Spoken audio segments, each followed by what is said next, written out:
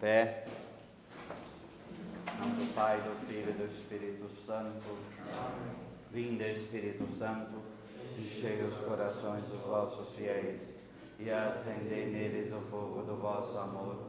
Enviai o vosso Espírito, e tudo será criado, e renovareis a face da terra. Oremos. Ó Deus, que instruístes os corações dos vossos fiéis com a luz do Espírito Santo, fazei que apreciemos retamente todas as coisas, segundo o mesmo Espírito, e gozemos sempre da sua consolação. Por Cristo, Senhor nosso. Amém. Nossa Senhora Sé da Sabedoria, São Boaventura, em nome do Pai, do Filho e do Espírito Santo.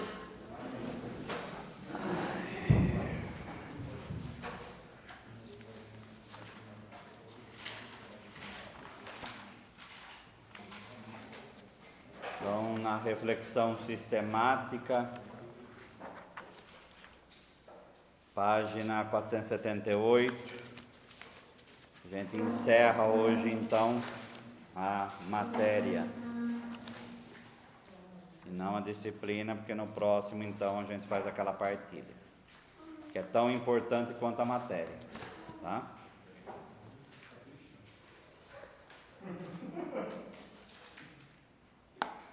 Boa morte. Enfim, vamos lá. Então, daquilo que nós vimos, quando a gente faz reflexão sistemática, é baseado em tudo aquilo que vimos na Sagrada Escritura. É óbvio que é a alma da Sagrada Teologia, como diz a Dei Verbum 24. Então, esses dados foram sistematizados durante séculos. O problema com a figura do Espírito Santo é a divindade, porque ao falar Espírito, Deus é Espírito, então como pode ser Espírito e etc., que nós já falamos e resolvemos esse problema. Não tem tanta heresia com relação ao Espírito, por quê? Porque o problema no caso da segunda pessoa, que é Jesus, é o relacionamento entre a humanidade e a divindade. Então esse relacionamento entre humanidade e divindade é que muitas vezes causa problema, né? E causou muito problema, tá? No caso do Espírito, e como Pai também não, né? Então nesse ponto, não, tá? Então os pneumatômacos é realmente o problema com relação à existência dessa terceira pessoa, né? A divindade dessa terceira pessoa. Por isso que no credo vai falar, ele é Senhor, né? Proclamar ele como Senhor é realmente proclamá-lo como Deus. Por isso que São Basílio e outros não falam o Espírito Santo é Deus, mas eles dão todas as características divinas para ele, né? Para realmente demonstrar que ele é Deus. O escondimento, o esquecimento, outro atributo que se dê foi por causa do processo do arianismo, em que se valorizou demais a figura do Filho, que é a matriz da mudança do credo, para colocar o filioque, porque a intenção do filioque é mostrar a divindade do Filho, tá? Mais do que ele tem tudo em comum com o Pai, né? Então a ênfase foi nisso, teve toda aquela celeuma por causa, como que pode ter mexido no credo, não deveria ter mexido, foi mexido, né? O debate todo, mas no fim a gente entende que, quer dizer, a mesma coisa, só é a visão da Trindade econômica, não muda nada, é questão de visão, mas a igreja aceita tanto o credo em grego como ele está, como o credo latino como ele está, ambos vão falar do mesmo dogma, só que por perspectiva diferente. Entrando na reforma, não há muita mudança nesse processo, né? Só relação aí com a causa da graça, né? Aí sim há uma visão diferente, mas A reforma em si não muda a Trindade, né? A Trindade continua a mesma. Então, há um processo aí de diferença com relação a isso, com relação à causalidade da graça. Depois, o tempo passa, a coisa se petrifica com a teologia de Trento e até chegar no século XIX, com os movimentos, aí preparação do Concílio Vaticano II, e até aqui falou, né, até os próprios nomes das encíclicas, né, Divina Afflanta Spiritus, etc., vai fazer referência à pessoa, da terceira pessoa da Trindade, que é o Espírito Santo, tá? No Vaticano II, os padres se levantam orientais, e aí vem 200 e poucas menções do Espírito Santo, não só por mencionar, mas como causa, como efetivamente alma da igreja, como protagonista da missão, e aí vai tudo aquilo que nós conhecemos. O florescer que vem depois, não só com relação à renovação carismática, mas outras realidades, é essa abertura ao Espírito, né? O novo Pentecostes lá com o Papa São João 23 clama, e nós estamos aí nessa marcha, né? Então, concluindo aqui, nós queremos ver como tudo isso é pensado com relação à pessoa do Espírito. Então, 478. Lugar e função do Espírito na Trindade. O Espírito Santo é experimentado como o Espírito do amor de Deus, que cria a vida, testemunha a verdade e fundamenta a liberdade. Então, aqui é o que nós vimos exatamente na semana passada: amor, vida, verdade e liberdade, né? Ele é o vivificador que propicia laços, que leva a esposa para o deserto para entrar em relação com Deus, e aí leva o Filho de Deus também para o deserto. Então ele é o que recria laços, é o que recria as relações, tá? Aí a testemunha da verdade que fundamenta a liberdade. Nessa experiência pneumático-carismática, mostra não só um poder divino anônimo e impessoal, mas sim a presença atuante do próprio Deus. Então, todas aquelas passagens que nós vimos dele como sujeito de verbo. Então, ele é uma pessoa e ele é sujeito de ações, tá? O dom apresenta ao mesmo tempo o doador. Da experiência do Espírito pode-se concluir aquele que possibilita ser pessoa em liberdade e comunhão. Não pode ser ele próprio apessoal. Então, se ele é ação de comunhão, se ele realiza esse processo, se ele é um ser em liberdade, ele é pessoa. Mas como se pode aprender o ser pessoa do Espírito Santo, e que em relação ele está com o ser pessoa do Pai e do Filho. E é isso que nós vamos ver. Espírito, ser, estar consigo mesmo no outro. Então, problemas fenomenológicos decorrentes da doutrina da Trindade. Missão histórica salvífica e processão. Tomar a experiência histórica salvífica como ponto de partida, de modo algum acarreta um enquadramento inequívoco do Espírito, ou só como Espírito do Pai, ou só como do Filho. Também a sua posição como terceiro depois do Pai e do Filho não é simplesmente óbvia. Na análise dos ditos acerca do Paráclito do Evangelho de João, verificou-se que tanto o Pai quanto o Filho podem ser designados como doadores do dom do Espírito. Mais importante, contudo, pareceu ser o fato de lá se falar diversas formas de cooperação. A ordem histórica salvífica do símbolo orienta esta pela ideia de que o Espírito dá continuidade e consuma a obra salvífica iniciada pelo Pai no Filho. Então é ele que vai, porque a verdade completa, lembremos lá de João, completa. O que é esse completo? Tá? Toda a verdade completa, porque não foi toda a verdade, é essa compreensão e a missão dele de efetivar tudo isso, tá? Por isso a relação dele com o escatom é fundamental, né? É o Espírito que vai levar todo esse processo da salvação ao seu cume, né? Ao seu cume, certo? No meio aí, a convicção bíblica de que Jesus pré-pascal é portador de Espírito. O Espírito Santo atua desde a eternidade em todos os santos. E aí ele que falou para os profetas, né? No final do parágrafo aí na página aí 478.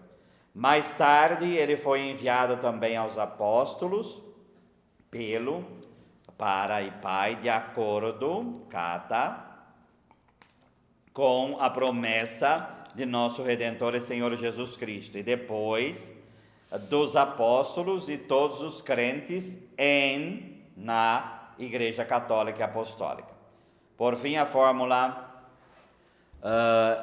são fórmulas aí dos concílios, né, que vai ou dos pronunciamentos dogmáticos, profissões de fé para readmitir a herege, etc. Próxima página. Pelo visto, várias perspectivas são possíveis. O Espírito como terceiro, que procede do Pai e do Filho, ou procede do Pai por meio do Filho. O Espírito como segundo, em cujo poder o Pai envia o Filho ao mundo. Filho, o Logos, e o Espírito, Pneuma, como os dois instrumentos. Aí as duas mãos que Santo Irineu falava pelos pais, pelo qual o Pai atua. Deve-se buscar modelos e analogias para que consigam integrar as diversas perspectivas. No final, e formulando mais genérico ainda, acaso a excessiva acentuação da unidade da substância na doutrina ocidental da Trindade não acarretou uma excessiva retratação da autonomia relacional das hipóteses ou pessoas? Quer dizer, frisar tanto a unidade por causa também, novamente, do Filho, às vezes anula um pouco a nossa compreensão, não anula em si o mistério, mas anula a nossa compreensão que a gente tem do mistério, tá? Então, esse que se torna o problema. Ele é o terceiro por causa da procedência, ele é considerado o terceiro. Agora, na nossa mente, segundo, terceiro é sempre algo problemático na nossa cabeça, né? Mas aqui, segundo e terceiro é realmente em matéria da nossa compreensão, certo? E por causa da procedência e por causa da nossa compreensão.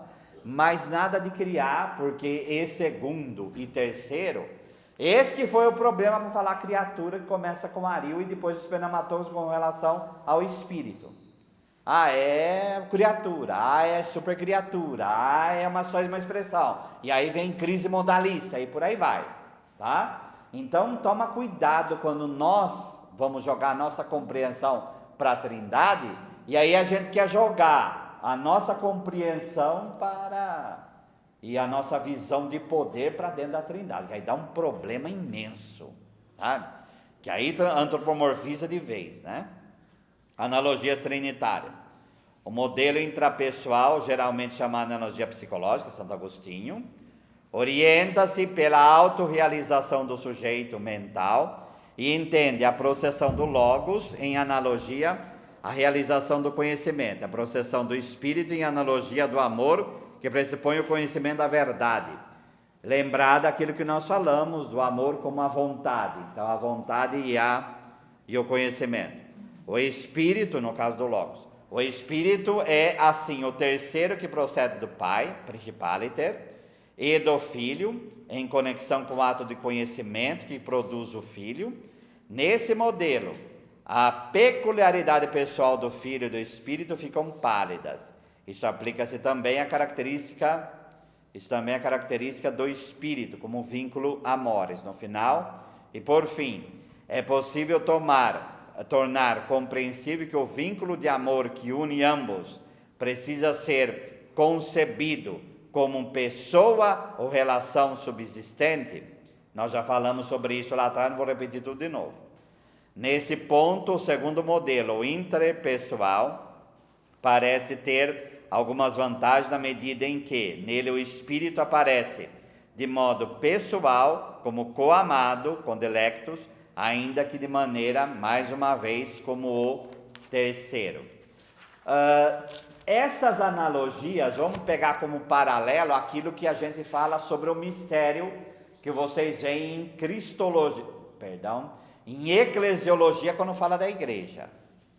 Quando a gente toca mistério, todas as analogias são falhas.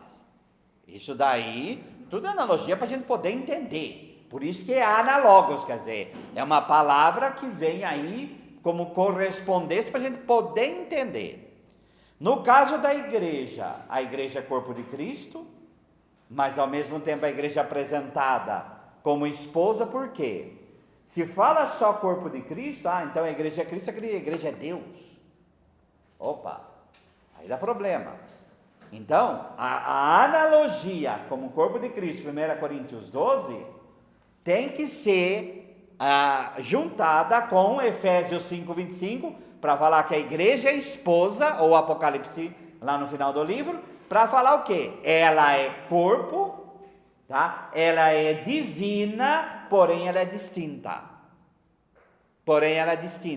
Então, as analogias para a compreensão do mistério, elas têm que ser conjugadas para que a gente possa ter uma visão do mistério de forma coerente. Foi todo esse esforço que a Igreja Católica Apostólica Romana fez em 2000 anos. Há programas que a gente assiste na TV em que fala assim: não, a igreja foi a corrente predominante que venceu. Qual seria o problema, entre aspas, de política eclesiástica, se, por exemplo, o arianismo vencesse? Se, por exemplo, o modalismo vencesse? Ia ser um problema dogmático. Mas a pessoa, quando ela analisa a igreja de fora, ela fica jogando problemas políticos em cima da igreja. A busca é sempre a verdade.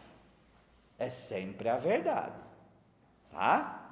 Então, esse processo todo, nesses 2000 anos, que ainda surge problema aqui ou acolá, por quê? De modo que vamos trazer o filho mais perto daqui, ou vamos levar o filho mais para a divindade, sempre vai acontecer isso. Então, o processo do conhecimento da verdade é sempre o quê? A coerência com aquilo que é a própria revelação. Por isso que a gente chama pessoas que são verdadeiros heróis, né? Como Atanásio, como Basílio, como Gregório de Nissa, Gregório de Nazianzo, Agostinho e por aí São Tomás de Aquino. Por quê? Eles são nesse processo aqueles que deram luz, tá? Luz. Para quê? Para que a igreja encontrasse o caminho da verdade, né? Lembrar que São Tomás de Aquino era contra a Imaculada Conceição, tá? São Jerônimo era a mesma opinião que os protestantes têm hoje. Ele achava que os livros em grego tinham que estar fora, tanto que ele coloca na Vulgata com um recadinho junto. Mas eles são seres humanos, mas quem que vai ser o autor final da história? Deus e depois a Santa Igreja. Então é ela que vai discernindo. Então, quando a gente faz a analogia interpessoal, intrapessoal, é sempre esse equilíbrio da unidade com a trindade de pessoas. Então, quando pende mais para a unidade, tem que trazer um pouco mais para a trindade de pessoas. Quando pende mais para a trindade de pessoas, tem que trazer de novo a unidade, para que a gente tenha a visão correta da relação do espírito intra e extra trindade na trindade econômica. Deu para entender? Tá? Então, joguem isso para outras disciplinas, porque é fundamental isso.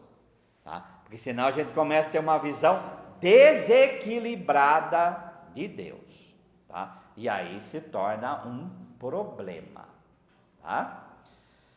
Esboço de um modelo integrativo, no meio aí, há boas razões para que nesse contexto tomar o modelo interpessoal como ponto de partida e integrar nele o interesse ou a preocupação do modelo intrapessoal. Isso exige, ao mesmo tempo, nos moldes e de um movimento de direção contrária.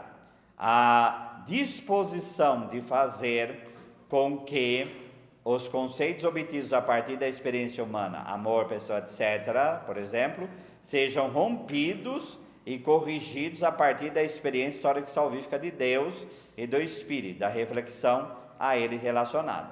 É o caso do prosopon, né? O enfatizar tanta máscara, deu na heresia modalista, né? Então, há um limite no processo que a gente tem que sempre fazer com que a analogia ela entre em acordo com aquilo que é a revelação, e não o contrário, tá? Espírito e amor. Procura-se, portanto, um modelo ideal que conceba o estar consigo mesmo, espiritual, pessoal, como sempre já estar com o outro, e esse com pleno ser a si mesmo. Vamos na próxima página.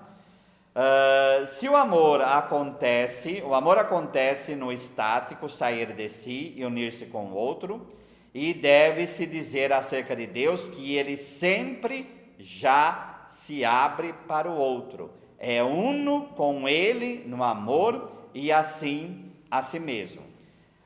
Então, o Espírito Santo significa justamente essa efetivação na qual o Pai está no Filho, no outro, que não ele mesmo, e ao mesmo tempo sempre já e está consigo mesmo e o Filho.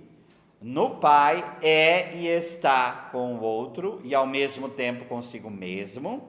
O Espírito Santo e o espaço, o meio, o acontecimento no qual o Pai e o Filho sempre já estão consigo mesmos e com o outro, autorrelacionados num autodespreendimento de amor ainda.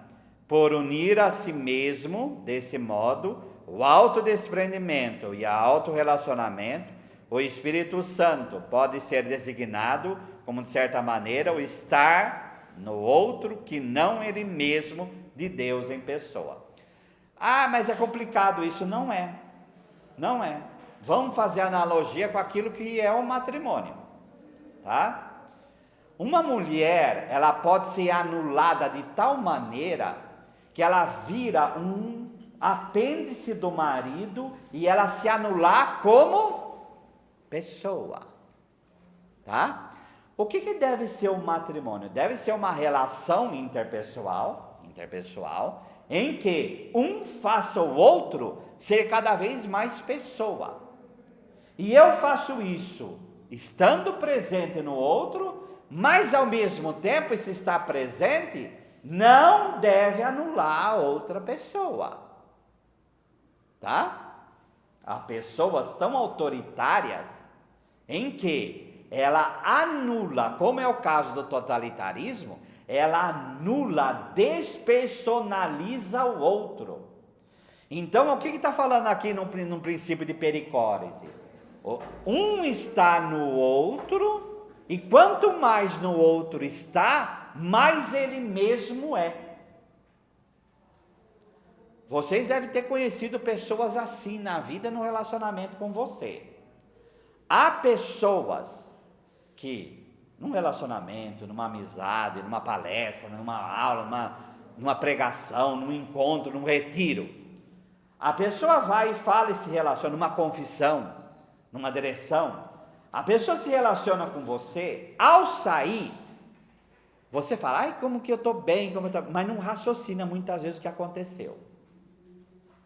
A pessoa ao raciocinar deveria ser assim: como eu me tornei mais eu mesmo, mais pessoa do que eu era antes do relacionamento com essa pessoa. Eu me encontrei mais comigo mesmo, porque eu me encontrei com esta pessoa, e aí eu me tornei mais mim mesmo. É assim a Trindade. É assim a Trindade. Da mesma forma que é o contrário, que é o diabólico, há pessoas que você ao entrar, é uma vampirização tão grande, é uma disposição, uma indisposição tão grande, que ela se torna fator de despersonalização, que eu não sei mais nem quem eu sou. E o fator é tão grande que a pessoa pode deixar a outra louca. E há casos disso, né? Você sabe muito bem disso. Há fatores de relacionamento que a pessoa fica louca. Por quê? Despersonaliza. Então, o encontro de uma pessoa com a outra, ela entra uma na outra, mas quanto mais entra, mais pessoa eu fico. Assim é a Trindade.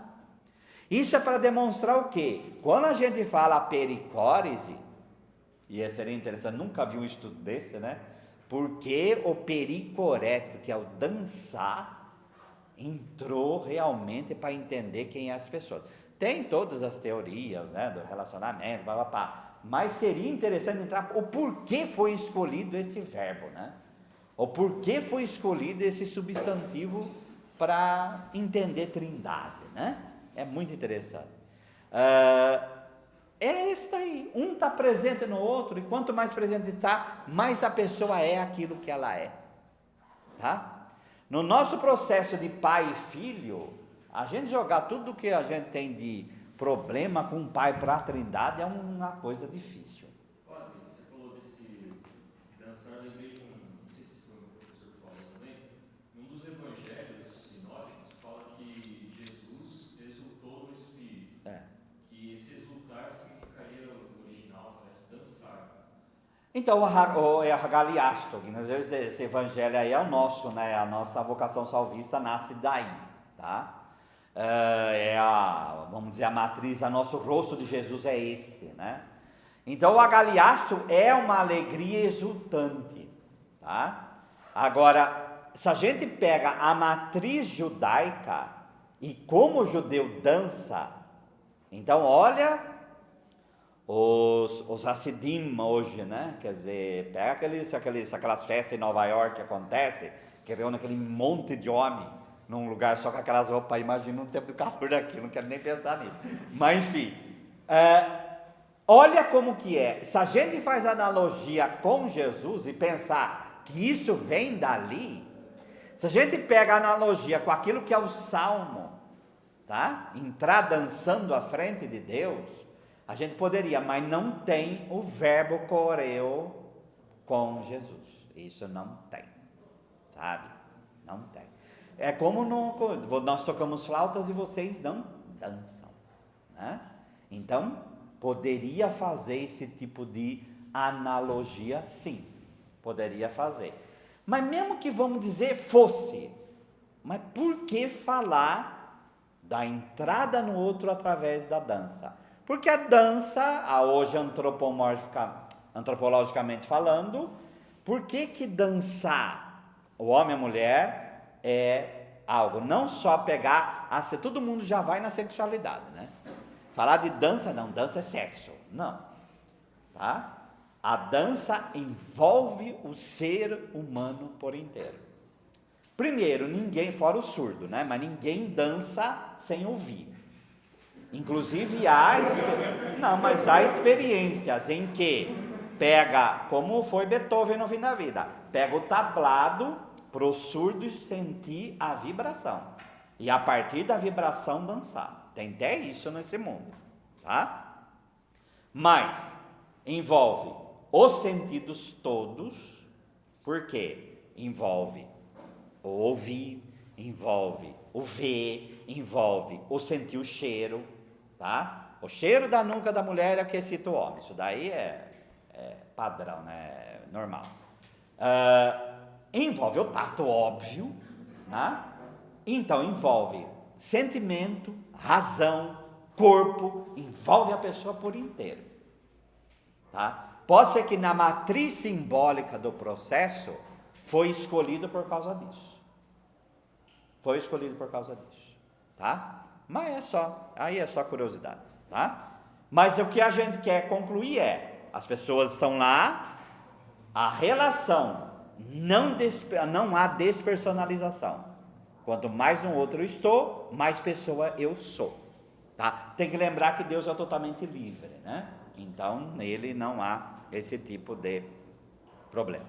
Portanto, a realidade do Espírito Santo pode ser concebida a partir das experiências do Espírito e do amor, mas levando constantemente em conta a dessemelhança sempre maior de todo discurso analógico.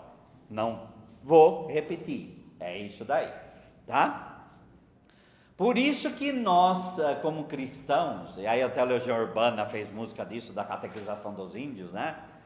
Que como que pode explicar um Deus que é trindade para um índio, né? Quer dizer, é algo absurdo, né? Isso daí é ilógico, como que pode falar uma coisa dessa? Isso daí é uma coisa impossível. Mas isso está presente na nossa vida e na nossa história, tá? A começar da trindade psicológica que nós somos, né? Mas, vamos falar a verdade? Aquilo na interpretação até do próprio Evangelho. Por que a gente pode falar que o Evangelho de João, e eu já ouvi falar isso, e é uma coisa correta, ele dos 4 era o mais judaico, viu? Apesar da corrente gnóstica, não é ele que é gnóstico, foram os gnósticos que usaram ele. Então, toma cuidado para falar que São João era gnóstico. Quando você assistir um History Channel e ver uma coisa dessa, muda de programa que é lixo, tá? Então ele é o mais judaico dos evangelhos, ele usa o mais simbólico dos 4 evangelhos, tá? Ele tem essa potência toda e ele é o que vai falar do Espírito Santo com mais propriedade nesta linha toda, tá? Então, nós quando contemplamos o Espírito Santo, deve vir à nossa cabeça essa relação de pessoa, intra e extra trindade, de modo que a gente não perca o fio e não perca a função das analogias.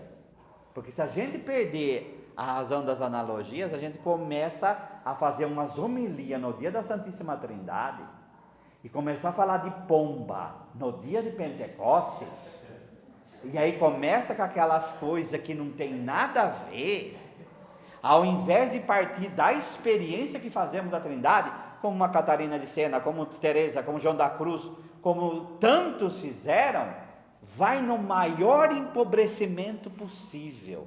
É um nivelamento por baixo que é algo absurdo. Então, como que vocês vão usar isso daqui no dia de Pentecostes, da Trindade? É exatamente a coisa da unidade de pessoa, tá? Certo? Quer dizer, pegar um Romanos 8 e falar o Espírito se une ao nosso Espírito, só esse versículo dá todo o prisma ali de Pentecostes, né? Mas a pessoa até, aí eu preciso explicar para o povo, porque o povo é ignorante. Eu acho que o maior ignorante é você, sabe? O mais ignorante é você, porque às vezes a pessoa, na experiência que ela tem de vida e comunidade, às vezes ela tem uma intuição de Deus muito maior que a sua, tá? Então toma cuidado, não nivela por baixo. Então todo esse processo dogmático é oferecido a um aluno de teologia para enriquecer a pregação. Para enriquecer a pregação, tá? Tanto que um bom curso de introdução à teologia tem que terminar com a relação da teologia com a pregação. Por quê? É para isso.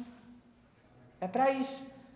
Vocês, é a principal missão de qualquer pessoa é a pregação nesse ponto, porque ela vai ser que vai levar a formar para o santificante e formar para a pessoa verdadeiramente amar, tá?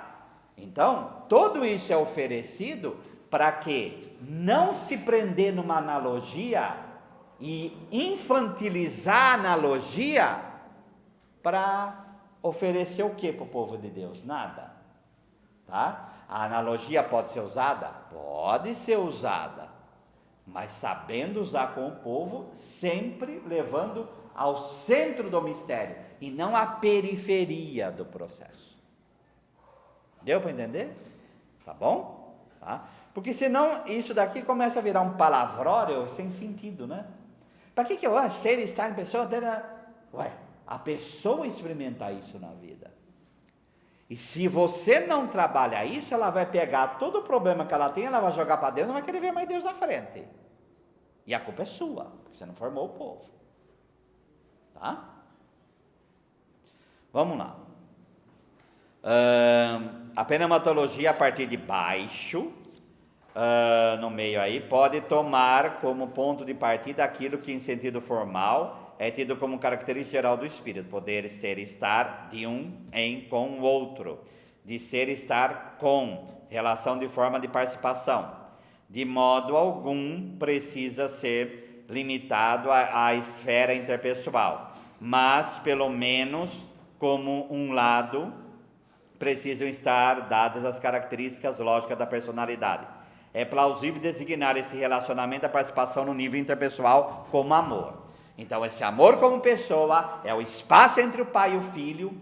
E por que não é o filho que nos integra ou o pai que nos integra, mas é o espírito? Abrindo um parêntese, tinha um professor meu que ele brincava, né? Claro, na forma mais sarcástica e irônica possível, né? Se tem possessão diabólica, por que não tem possessão angélica? Qual é a resposta que vocês dão? Não. Oi? Não seria uma resposta boa essa. A resposta está aqui, por isso que eu estou falando.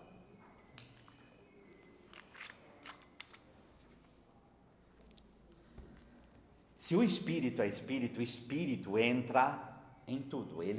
O verbo perscrutar. Vocês têm uma imagem mental do que é perscrutar? Vocês sabem, pelo menos sabem o que é perscrutar?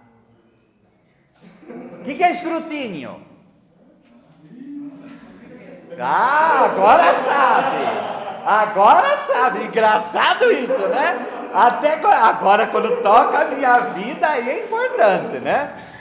O escrutínio, perscrutar, entrar, penetrar, é como a água que vai na terra seca e ela vai entrando. Como o Espírito perscruta as profundidades de Deus, ele perscruta cada um de nós. Nós somos possuídos por Ele. Por Ele. E aí vem a frase mais famosa de São Tomás de Aquino com relação à pessoa do Espírito. Cada vez que eu falo, vinde Espírito Santo, é uma obra nova que acontece na minha vida.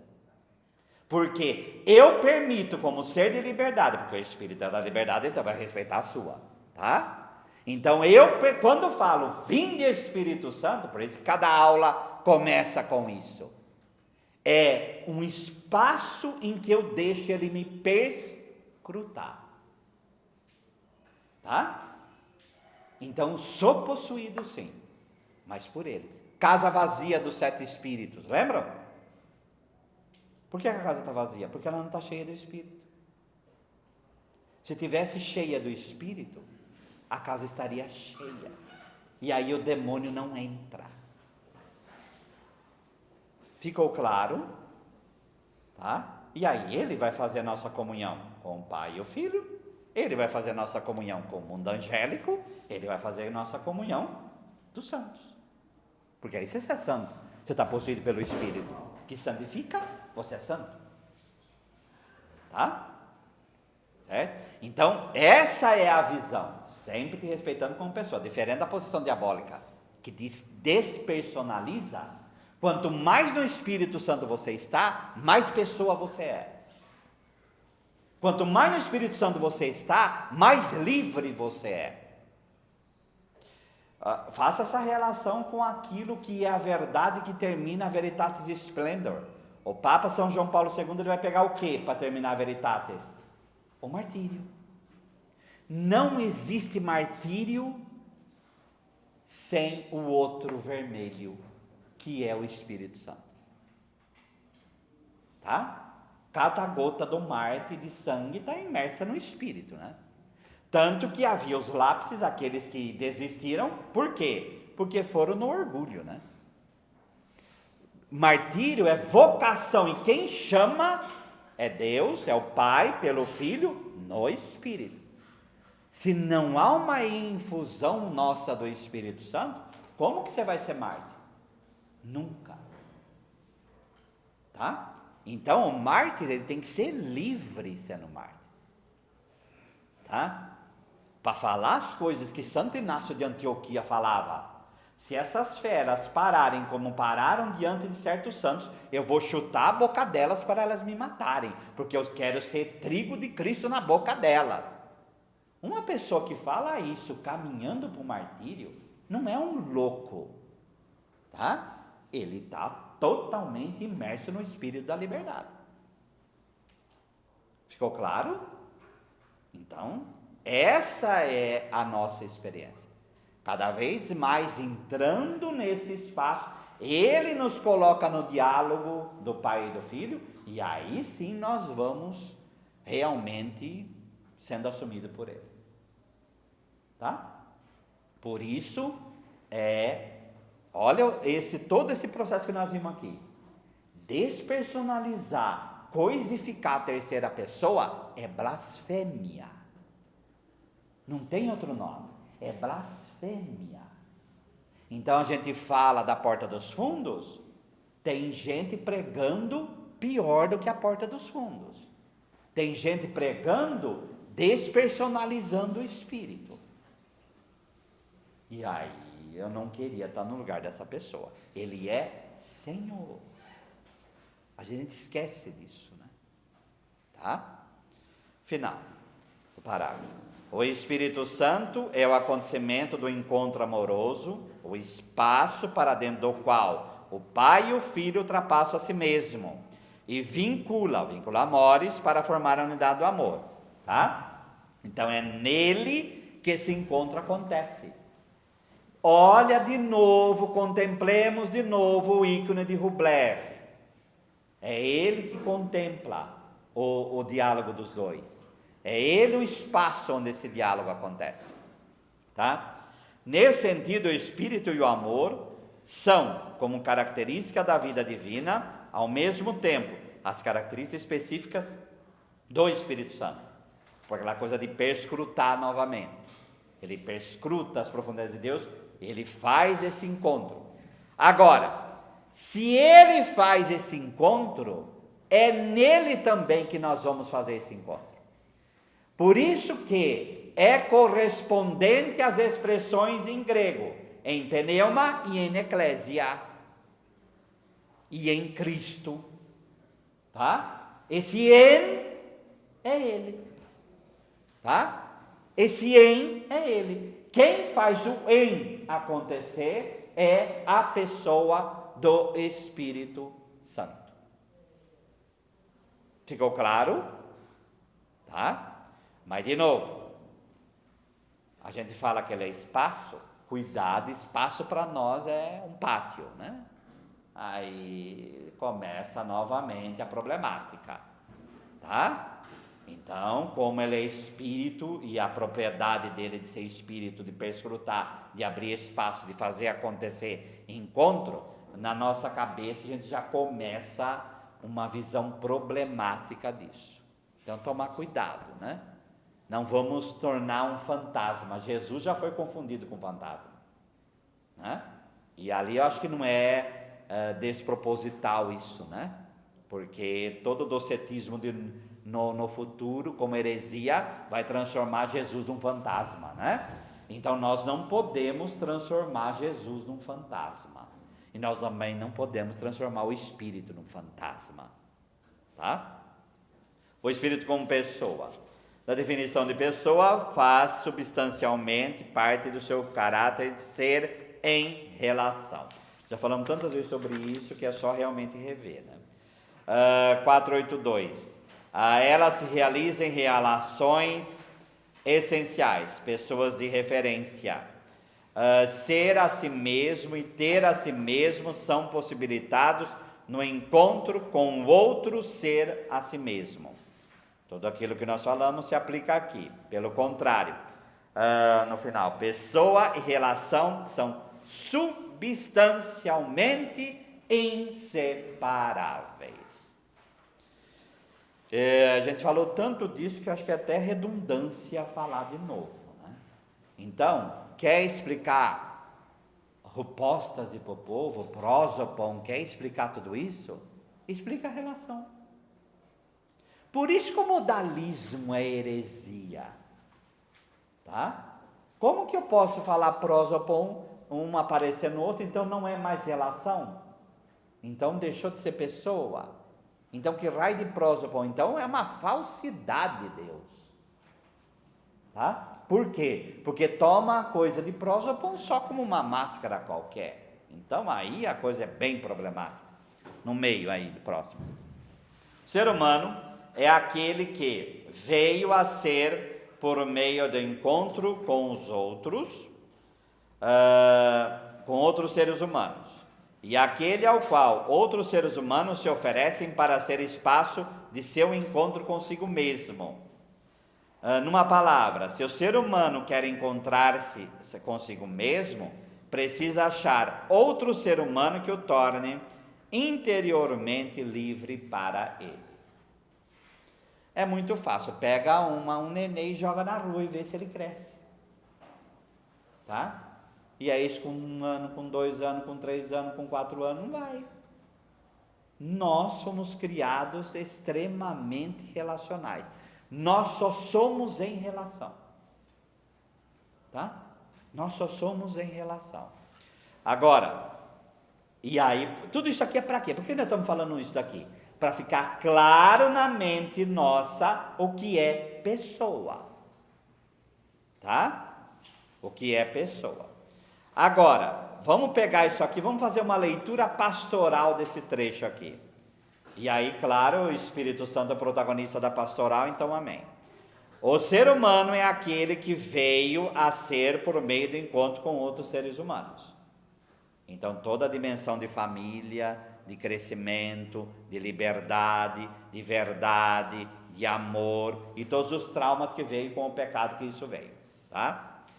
E aquele ao qual outros seres humanos se oferecem para ser espaço de seu encontro consigo mesmo. Então, até pensando no trabalho, pega isso aqui e relaciona com o trabalho de vocês. O que é um agente de pastoral imerso no Espírito Santo na perspectiva do que acabamos de ler? Oi? Não mais do que isso.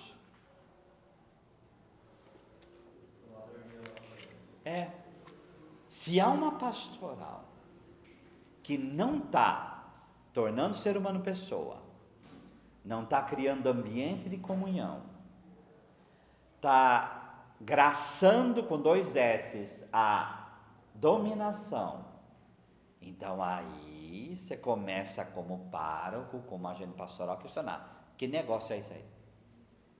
Isso aí é o que? A fábrica do inferno? Hã? Agora, quando a gente pede um trabalho para ver o Espírito Santo na ação pastoral, é isso aqui. Você está criando relação? Você está criando o ser humano? Você está fazendo as pessoas a crescer como ser humano? Você está fazendo as pessoas se desenvolverem? Você está fazendo as pessoas crescerem? O que é fazer pessoa crescer? É fazer a pessoa ser mais pessoa. Sabe? Eu não tenho paciência. Então, como que a gente pode atingir a virtude da paciência? Eu não sei ser justo. Como eu posso ser mais justo? Eu não sei amar. O que está acontecendo? Então, eu, como agente pastoral, a estrutura e o meu ser em relação é para criar pessoa.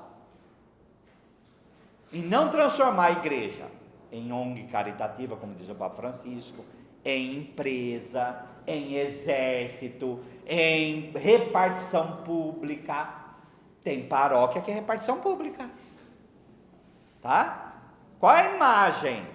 Vem o óculos aqui, põe aqui, me dá o papel, puff, devolve, tá? O vidro na frente, agora ainda mais com o vidro, o vidro na frente, sabe? Agora, é repartição pública. Agora, o funcionário público deveria criar relação, mas nós temos que ser os especialistas em relação com a pessoa, consigo mesma, com o outro e com Deus. Então, quando vai fazer análise, eu quero ouvir isso. Tá? Vocês vão ver os sinais do Espírito na pastoral que vocês estão.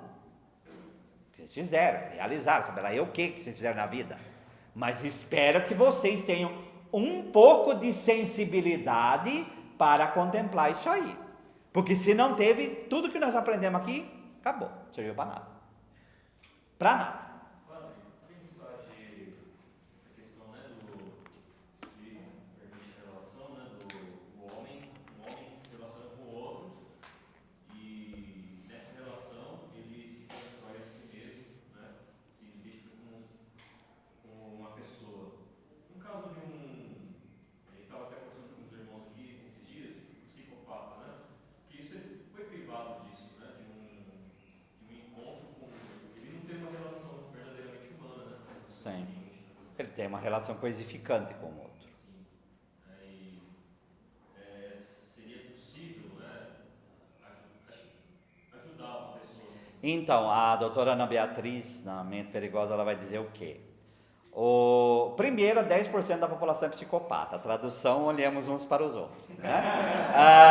Então, está cheio de gente na igreja psicopata. E isso daí é provado, sabe por quê? Porque o poder atrai.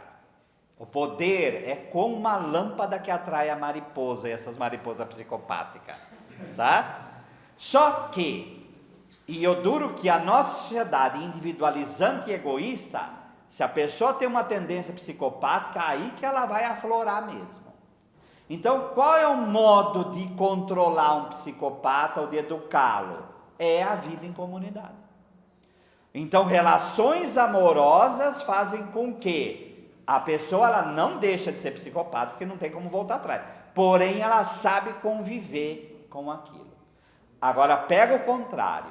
A pessoa já tem a tendência, num lar desfeito, num lar opressivo e dominador, é surrada a vida inteira, tem uma visão de sexualidade porca, está criando um serial killer. Está criando um serial killer. O assassino de Green River foi assim. A mãe dele era prostituta, ele viu a vida inteira ela se relacionar com homens. Ele matou 40 e poucas mulheres. Tá? E sempre com cunho sexual. Então, há uma disposição. E aí, a coisa fica muito horrorosa, para falar a verdade. Né?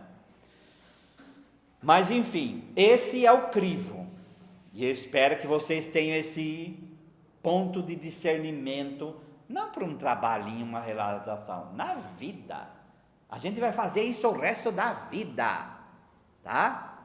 A pior coisa que a gente pode ser é vítima da circunstância. A pessoa se apresenta para você, né? Porque normalmente é assim, aquele cachorrinho do Facebook, né? Adora aquele meme, né? O padre não está rindo, o padre veio, é desse jeito, tá? E padre com bispo é a mesma coisa, tá?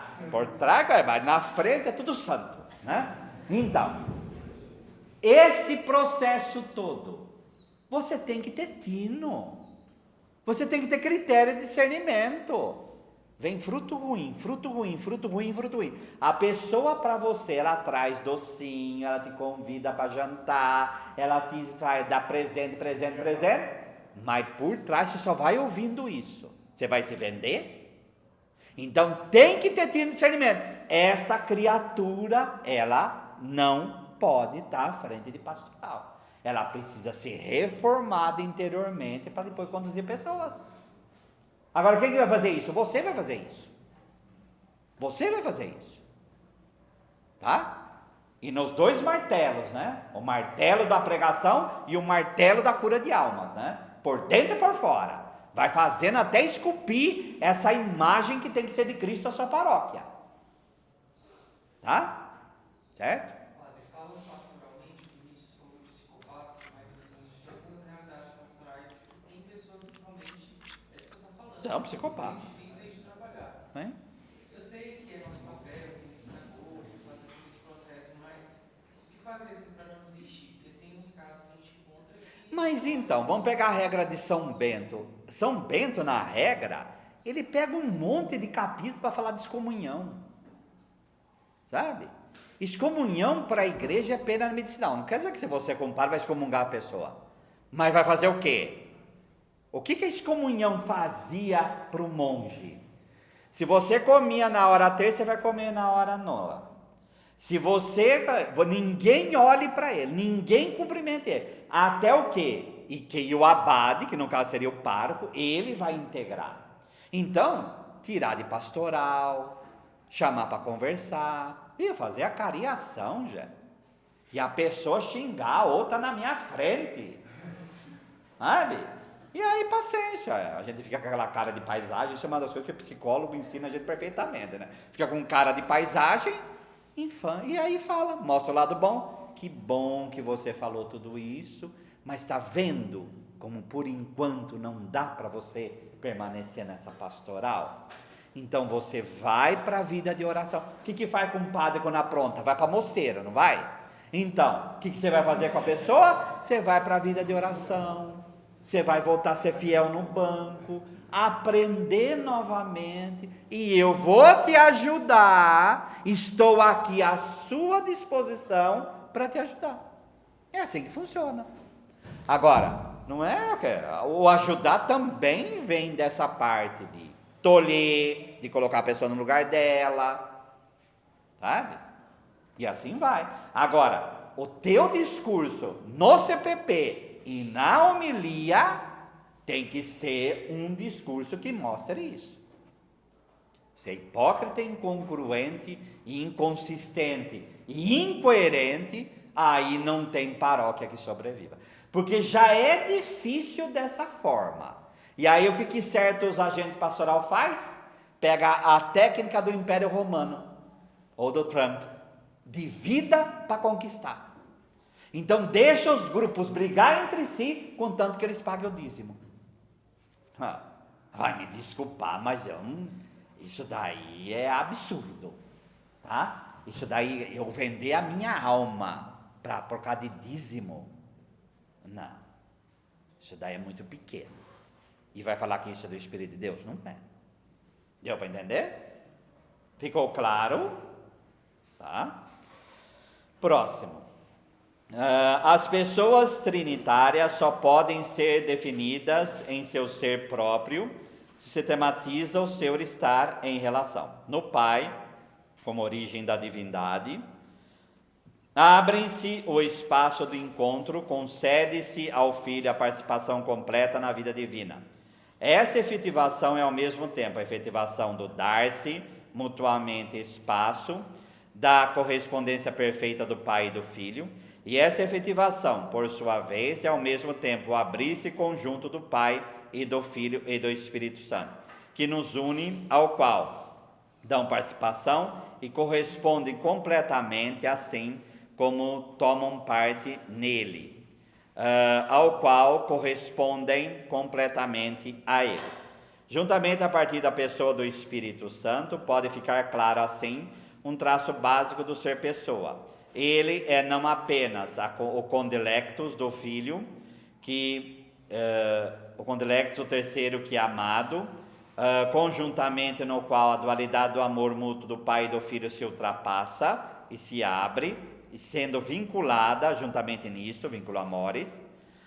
Ele é antes ainda aquele que concede espaço completo à permeação mútua, à pericórese do Pai e do Filho, e seu ser a si mesmo realiza-se na desprendida possibilitação da permeação mútua. Quando nós trabalhamos dessa forma, isso é intratrinitário, então um entrar dentro do outro, a pericórese perfeita, tudo bem, já falamos sobre isso. E isso eu espero que vocês vejam com profundidade em teologia da Trindade, tá bom? Porém, essa permeação mútua, olha o que é essa missão do Espírito quando você está no mundo. O vento. Então, você navegar a favor do vento, o vento te impulsiona. Você navegar contra o vento, não vamos entrar em técnica de navegação que pode virar a coisa lá e o vento contrário, não. Vamos pensar num barco antigo mesmo. E contra o vento, agora, nossa missão é ir a favor do vento. É assim que a gente vai encontrar a nossa estrada de santidade e a nossa estrada pastoral. Agora, como São Paulo ficar recalcitrando contra o aguilhão, Deus está te impulsionando, você coiçando, porque isso que é recalcitrar, você coiçar o aguilhão, aí não dá, né? Aí fica completamente impossível a sua pastoral. Vamos pegar o Papa Francisco, tá? Todo mundo deu é bom para causa do Facebook, né? Critica o Papa, a gente já exclui. Então isso ajuda bastante nesse ponto. Agora, pelo amor de Deus, vamos fazer uma leitura daquilo que o Papa faz. Sabe? Mas São Pio IX, olha o contexto da briga de São Pio IX que passou. Olha o contexto da unificação italiana. Olha o contexto da briga com relação ao modernismo. Olha o contexto do que estava acontecendo dentro da igreja e fora dela. Então, a mesma coisa para o Papa Francisco. Vamos olhar o contexto, vamos olhar o que ele está fazendo. Tá? Agora, se não tem visão disso, então você precisa pedir o Espírito Santo para ter critério de discernimento também para isso. Deu para entender? Tá? Assim, o Espírito Santo não procede a posteriori. Isso é aquilo que a gente falou, é tudo ao mesmo tempo. Em Trindade não tem a posteriori, né? Como terceira pessoa a partir da primeira e da segunda, que se constituíram como um por si ou reciprocamente. Ele evidencia antes como sendo em pessoa o espaço sempre já aberto de encontro interpessoal. Se estende à personalidade a partir da autoefetivação do sujeito autônomo, constituído por si mesmo, então a pessoa do Espírito Santo parece passar inteiramente para segundo plano na efetivação da vida trinitária. Se, pelo contrário, essa autonomia culposa, né?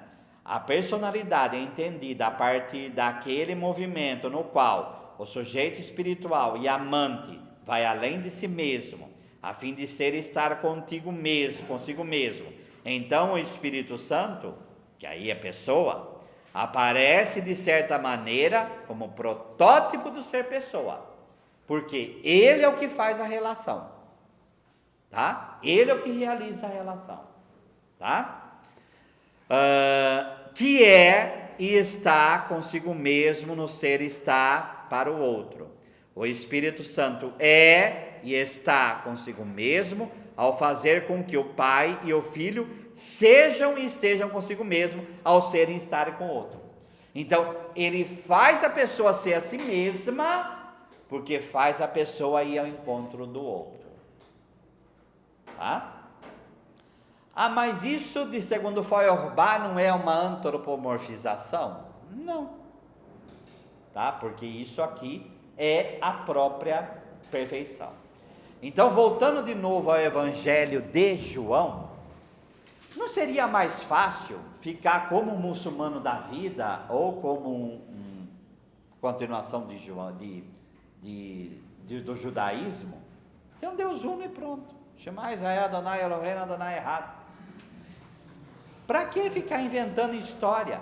Por que não seria mais fácil um Messias humano, que seria o portador pleno da graça, mas não Deus?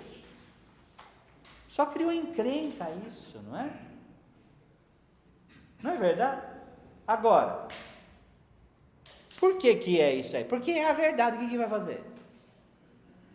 Então, se fosse pela via de Feuerbach, seria muito mais fácil tirar tudo isso aqui e ficar somente com o Deus Uno. E a característica do Deus Uno acabou. Tá? Mas revelação, para nós, é o centro da teologia. E para nós, Deus foi revelado assim. E para nós, é no nome que nós entramos, do Pai, Filho e Espírito Santo, é no nome que nós celebramos a Eucaristia, é no nome que nós vivemos e é no nome que nós vamos morrer. tá? Então esse nome, Pai, Filho e Espírito Santo, é o nome do nosso Deus, tá? Isso é a maior prova de que, se fosse para antropomorfizar, seria muito mais fácil ir por outro caminho, muito mais fácil, tá? Mas a revelação é essa. Este é o nosso Deus, tá? Este é o nosso Deus. E sem entrar na teologia dos números agora, porque senão vai dar um trabalho imenso, mas você pega aquilo que é o 1 e aquilo que é o 3, primeiro na própria revelação, as raízes hebraicas ser 3 letras e tem um conceito só, passa pelo aquilo que é 3 na criação, aí é aquela festa. Um pastor protestante fez isso, é muito interessante, tá? Então é o espelho daquilo que Deus é, nós somos espelho daquilo que Ele é, tá? Vamos lá. Feminilidade e maternidade como característica do Espírito Santo. Então nós já falamos sobre isso. Aqui é sistematizar o que nós já falamos, tá? As experiências de Deus testemunhadas na Sagrada Escritura comunicam a percepção de que Deus não é um ser determinado sexualmente. Deus não é masculino nem feminino. A Bíblia fala de Deus como pai e mãe, tá? Isaías lá, como uma mãe pode esquecer os filhos, assim Deus não vai esquecer, a mesma coisa. Então Deus é mãe, João Paulo I falou isso, tudo aquilo lá, tá? Então em Deus não há sexo. Só que as características do masculino e feminino tem uma raiz que é Deus. Foi Deus que nos criou masculino e feminino, e as características dele, tá? E isso está vinculado à própria forma do corpo da pessoa, tá? O homem é a objetividade e a mulher é o acolhimento, tá? Isso está expresso até na fisiologia daquilo que o ser humano é. Só que os dois vieram de Deus. Os dois vieram de Deus. Então o Adão que se separa e forma macho e fêmea é o ser humano que é macho e fêmea, tá? Então essa compreensão. Agora as características dos dois vieram de Deus. Também o pecado não veio, mas o pecado são específicos aí, né? Conforme Gênesis 3, do dominado e do dominador, tá? Próximo parágrafo. No que diz respeito às relações intratrinitárias, a posição de Agostinho exerceu uma influência decisiva nesse ponto. Ele rejeitava a transferência análoga da comunhão familiar, pai, mãe e filho, como nós falamos, e da comunhão do homem e da mulher com Deus. Fundamentou isso afirmando que não são os homem e a mulher juntos que são imagem de Deus, e sim cada ser humano por si, tá? No próximo, se leva em conta o caráter metafórico das afirmações teológicas, é legítimo falar de propriedades e formas de comportamento masculino e femininas, paternais e maternais de Deus, porque isso corresponde à possibilidade humana em termos de experiência e linguagem. No final, a partir do modelo esboçado nas sessões precedentes, torna-se efetivamente plausível adjudicar, apropriar aspectos femininos e maternais de modo especial a Deus Espírito Santo. Assim, o Espírito aparece como aquele que, de maneira desprendida, dá em esse espaço ao outro, como aquele que cria a confiança originária e promove o desenvolvimento da personalidade. Então, as características femininas, como nós já mostramos lá na sequência, é apropriada ao Espírito Santo, tá? Que, como nós já dissemos, não foi muito bem virando a página, trabalhado, foi tudo aí para Nossa Senhora, tá? No terceira linha aí, tal tentativa linguística seria interessante também em termos eclesiológicos, na medida em que o Espírito Santo poderia ser encarado como a mãe dos crentes e como a mãe da igreja. A igreja, a partir do lado aberto do Cristo crucificado ressurrecto. A pneumatologia síria amplia a imagem por meio da noção do Espírito Santo como costela do Logos, né? Então, ele é a costela do Logos, da mesma forma que faz nascer aí Eva. Ela é formada pelo Espírito Santo, né? Adão, Logos, Eva, Espírito, vida dos seres humanos, vida dos filhos de Deus na igreja. Então, novamente, são analogias para poder entender, certo? Analogias para poder entender, tá? Por quê?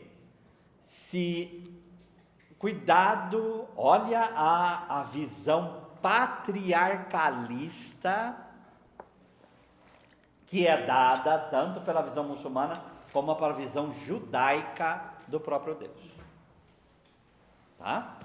Então a gente, que nem está lendo a Ética dos Pais, analisar a Mishnah, tem um livro lá que eu estou lendo, é difícil para o judeu ele justificar, e aí é a justificação que eu estava lendo, porque ele agradece todo dia por não nascer mulher, né? E a justificativa que os judeus dão, eu estava lendo essa semana, fala assim, que o homem é chamado a cumprir todas as mitzvot, né? Todos os mandamentos, enquanto para o estrangeiro e para a mulher são dispensados, né? Então o judeu homem, ele louva a Deus porque ele é o primeiro chamado a cumprir todos os mandamentos. Difícil essa explicação, né? É muito difícil. Tradução: então o homem é chamado a cumprir todas, então ele é o maior mesmo, né? E a mulher é um ser humano de segunda classe.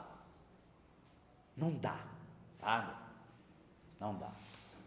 Reconhecendo o certo valor de ver essas características femininas também em Deus, não é, na verdade, duas perguntas.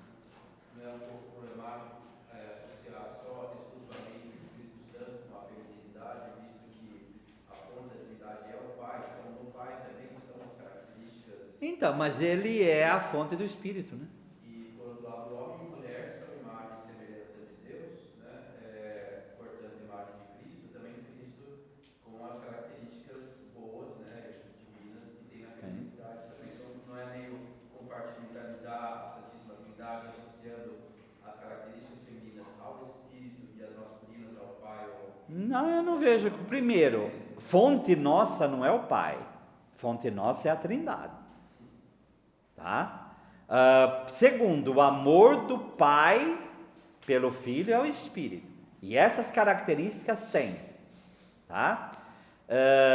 Não posso falar que discorda de Santo Agostinho, mas que numa visão da interpretação do Adão, lá de Gênesis 1:26, que era uno, e que depois a união dos dois, porque homem e mulher os criou, macho e fêmea, o certo seria ler macho e fêmea os criou, e ele fala para os dois governar, e os dois governam, um sendo macho e outro sendo fêmea, e as características estão na Trindade, sabe? É estranho porque, por exemplo, assim, não tem nada que seja do Espírito que também não seja do Pai e do Filho, né?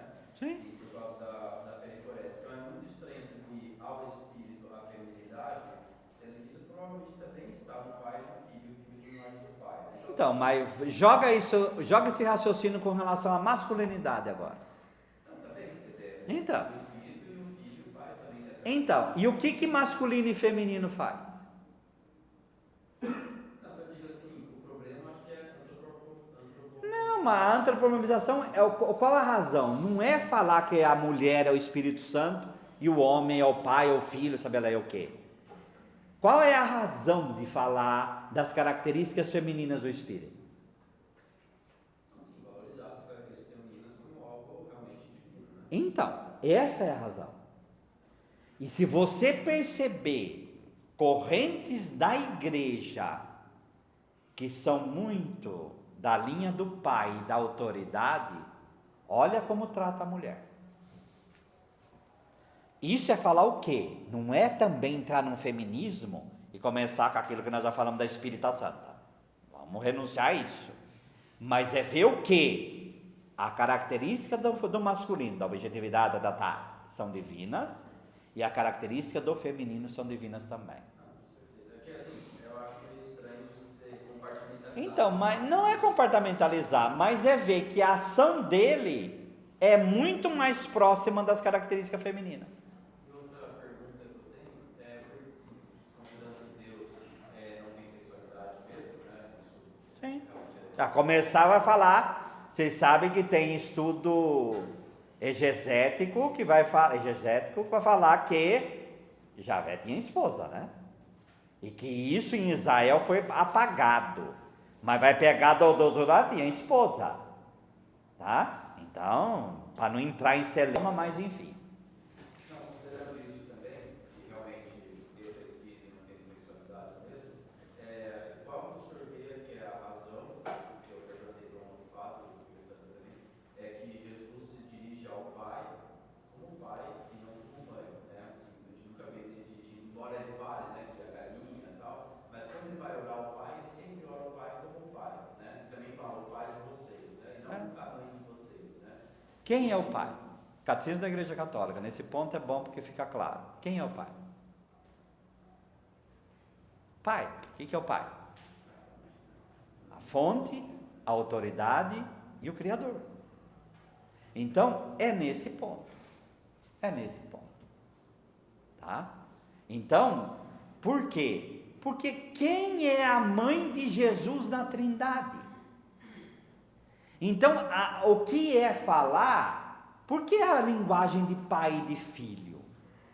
Porque é para falar origem e concepção.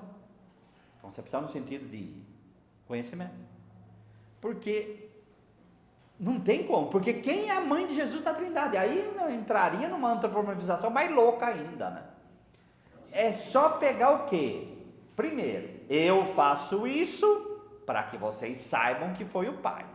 Essa voz veio para que vocês saibam que foi o Pai. Vocês viram isso várias vezes, tem isso na Escritura, não é? Agora, a mãe é para falar realmente de origem, tá? De criação e de autoridade. Isso tudo poderia ser a mãe também, né? A mãe também é a origem nossa, né? Entra hoje você é médico e tudo mais, entra na mentalidade. Se não tem filho, a culpa é da mulher, porque o homem enfiou a semente nela. Não existe em Sagrada Escritura homem estéril. Joga isso para a mente. Ele é a origem, ele é que causa, ele é que faz. Isso é ser homem. Tá? Isso é ser homem. Então, a origem. Ele que realizou. Tá? Então, é para poder entender. Só isso. Mas isso não é uma compreensão antropológica, voltando àquilo que o senhor... Seria antropomórfica. Antropomórfica. Não tem outra forma da gente entender revelação se não for pelos paradigmas que a gente tem. No céu a gente vai passar a eternidade inteira mergulhada em Deus e não vamos entender, mas nós vamos poder contemplar. Mas nessa linha mais moderna, por exemplo, a gente tem como conhecimento atual da ciência, que é o pai e a mãe, que contribuem para o nascimento do filho e tudo. Então, digamos assim, como alguns teólogos propõem que como o nosso entendimento hoje já evoluiu em relação a isso, que você poderia se invocar a Deus como mãe, né? Não Deus pai, mas Deus mãe, porque afinal são os dois. E é isso aqui, a gente Não tem como. A gente tem que fazer a seguinte pergunta: por que Deus se revelou como Pai, Filho e Espírito Santo? Esses nomes não é em si. Tem um livro, Eu Falo de Deus. Quer dizer, a toda jogar para cima de Deus a dominação masculina. Tá? Não pode fazer isso com Deus. Sabe? Não, mas não. O que é revelado como Deus, Pai, Filho e Espírito Santo, e aquilo que nós temos de antropomórfico, é para poder entender as relações e não, sabe, ficar em devaneio, porque senão, meu Deus do céu, aí acaba com o resto. Deu para entender o que eu estou falando ou não? Os elementos que a gente tem é para falar que é a origem. Os elementos que a gente tem é para falar que Jesus é realmente concebido, gerado e não criado. Então, é esses elementos para a gente poder entender a relação intratrinitária. E não jogar tudo para cima de Deus. Entendeu? E as características femininas são santas. E por isso a gente procura elas no Espírito. Tá? Porque a atuação dele revelou essas características femininas. Tá bom? Tá? Senão você vai entrar em Jung, ânimos e ânima, aí vai dar um problema. Nossa, mãe. Sabe? Enfim. Vamos lá. Página 485. O Pai dá vida às criaturas no Filho como mediador da criação e dá vida nova e eterna nele como único mediador da salvação entre Deus e os seres humanos. O que acontece por meio do Filho torna-se no Espírito realidade na criação e na nova criação, de sorte que tanto a vida quanto a nova vida são vida do Espírito. Então, tanto a criação como a recriação é obra dele nesse ponto. E a partir do Espírito do Pai e do Filho. O Filho é a palavra da vida e da verdade. Então, até pegando esse raciocínio aí, relacionar filho com palavra faz um bem imenso, viu? Que corresponde perfeitamente ao Pai, a autocomunicação do Pai. A autorrevelação do Pai ao Filho, no Espírito, manifesta-se ao ser humano como autocomunicação do Deus triuno, por meio do Espírito, na medida em que este lembra a verdade, que a verdade revela no Filho e introduz mais profundamente nela. O Espírito Santo concede a participação no amor que inaugura a vida verdadeira. O Pai e o Filho ultrapassam a si mesmo na liberdade do Espírito, que abre o espaço, aqui é um resumo do que nós falamos, que abre o espaço do encontro e amoroso e vincula, formando unidade no amor. Essa efetivação da vida e da verdade é como acontecimento da liberdade e autoefetivação do ser pessoa, mental amoroso. As funções históricas salvíficas do Espírito, como o Espírito da vida, da verdade e da liberdade, reparem como isso se repete: vida, verdade e liberdade. E no final das contas é vida mesmo, né? Porque aí é o amor que conduz tudo isso. Porque se não tem vida, você não tem verdade e liberdade. São desdobramentos do seu peculiar ser pessoa. Elas estão fundamentadas em função intratrinitária, como espaço de vida, verdade e liberdade, para dentro do qual as pessoas divinas se ultrapassam e no qual elas sempre já estão consigo mesma no outro, né? Em sentido pneumatológico, aí no meio, verdade simples é mais ou menos esta: no espírito da vida e da verdade, que é o amor de Deus em pessoa, que nos apreende, nos dá espaço em liberdade e nos congrega para formar uma unidade em comunhão, nós não só recebemos um dom, mas o próprio doador está presente em nós e em nosso meio. O que o Pai fez no Filho por nós, por causa da nossa salvação, está aí, no Espírito Santificador. O Espírito atualiza, o Espírito traz tudo como memória, toda a salvação dada em Cristo Jesus. Por isso que, lex orandi, lex credendo, a experiência da liturgia, mas como liturgia, como ela é celebração do mistério pascal, como ela é exercício sacerdócio de Cristo, e quem faz isso é o Espírito. Se a experiência litúrgica é verdadeira, se a experiência mística é verdadeira, tudo isso aqui vai para o intuitivo e aí aquilo que apreendemos pelo racional se torna mais fácil através da experiência místico-litúrgica, tá? Pega tudo isso que nós estamos falando e começa a analisar oração por oração, prefácio por prefácio, oração eucarística por oração, anáfora por anáfora, e vocês vão ver como isso é efetivo na liturgia, tá? Então nós somos chamados, e aí na vida também, óbvio, né? Óbvio. Por isso que a famosa imagem de Deus, né? A famosa, certo? Pessoas que têm imagem horrorosa de Deus, é porque tem imagem horrorosa de relacionamento humano, porque tem imagem horrorosa de si mesmas, porque tem imagem horrorosa daquilo que é o próprio Deus, e aí joga tudo para Deus. Joga tudo para Deus, tá? Por isso que a cura aí desse processo vai imergindo na verdade de que Deus é e aceitando a realidade daquilo que é a própria vida. Senão, inconscientemente, jogando para o trabalho de novo, inconscientemente, você pode estar pregando amor, como aquela imagem lá que até eu lembro do filme da Evelyn que a gente falou, né? A freira, quer dizer, mete o sarrafo na orelha da menina e falando, você não sabe que Deus é amor? Então você pode pregar as características divinas de Deus, mas o teu modo de agir é dia a dia diabólico, tá? Por isso a primazia aí da experiência, né?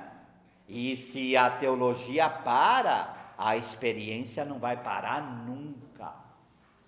E uma tem que iluminar a outra. Uma tem que iluminar a outra.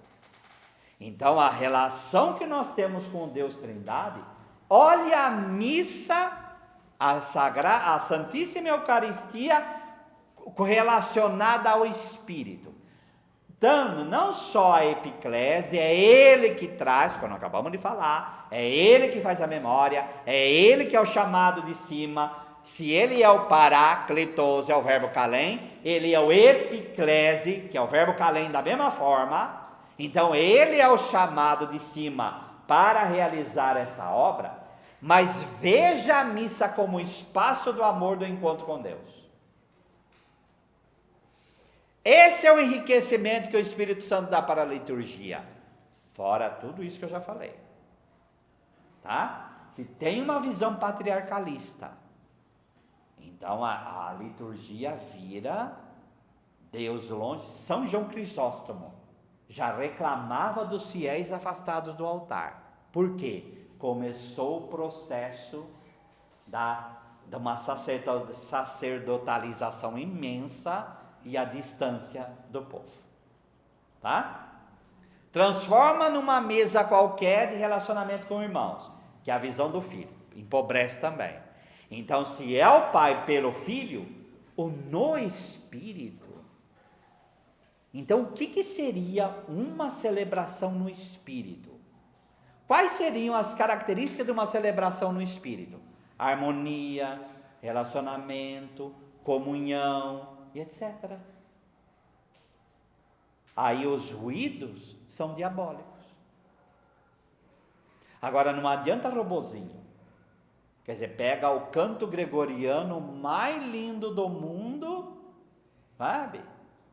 Mas a ação é fria, o relacionamento é frio, então você entra no frigorífico e sai do frigorífico. Aí não dá, tá? Ele é o advento de Deus entre nós, o próprio Deus como dom. A teologia da graça deve tematizar que o recebimento, a própria aceitação, é a possibilidade, mais uma vez, dada pelo Espírito Santo. Aqui só um adendo, tá? Que é a questão do filioque. Vamos passar um pouco mais por cima disso, que já vimos muita coisa, tá? Pega na página 486, quarto parágrafo. Também do lado, aqui todo o esforço que aconteceu, nós já falamos sobre isso.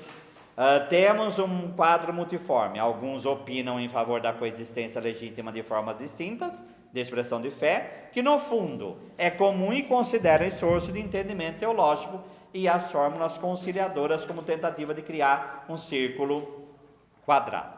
Então não adianta, quer dizer, são formas diferentes de ver o mesmo mistério. Então tem que coexistir as formas e pronto. A solução do filioque é essa e acabou, tá? Possibilidade de entendimento, né? Durante o consulta da Comissão de Fé de Constituição foram propostas as seguintes formulações. Agora olha isso aqui.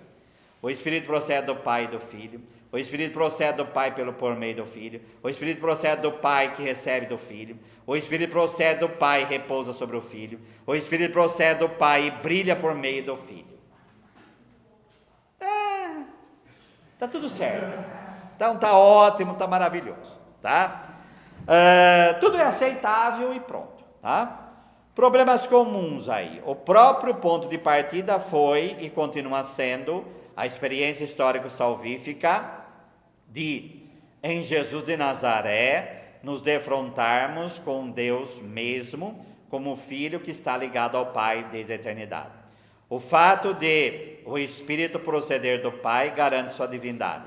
Na história da salvação, em todo caso, o Espírito é experimentado como o Espírito do Pai e do Filho, como vindo do Pai, repousando sobre o Filho, bem como enviado pelo Filho a partir do Pai.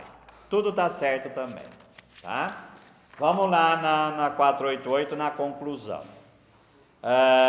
Eu não vou, tá pulando, eu não vou entrar nisso, porque nós já falamos isso sobre beija, e não adianta, a solução é coexistir.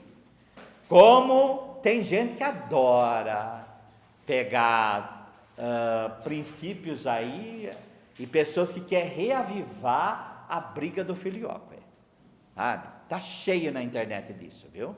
Pega lá o YouTube, vem ele mexe, tem um ortodoxista da vida. E ortodoxista não falando da igreja ortodoxa não, estou falando ortodoxista dentro da igreja católica também. Porque acho que tem gente que gosta de um trampismo, né? De procurar briga o tempo todo, né? Então isso daí não adianta. Vamos analisar de forma teológica, tá? E não ficar nesse tipo de argumentação que não leva a lugar nenhum, tá?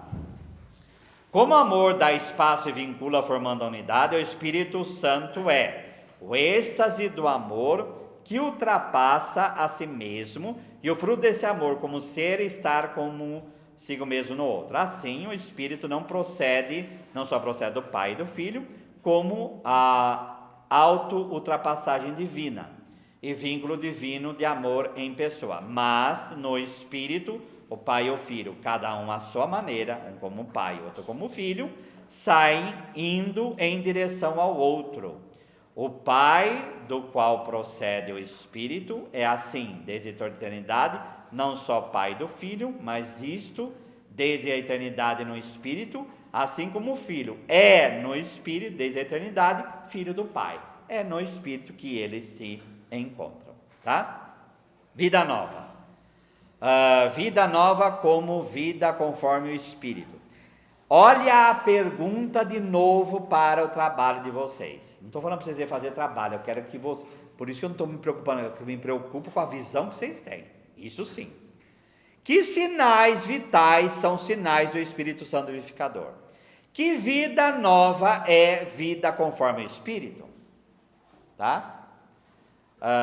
Sendo que comunidade tem que ser lugar de comunhão e vida, né? Tá? E não de morte e separação.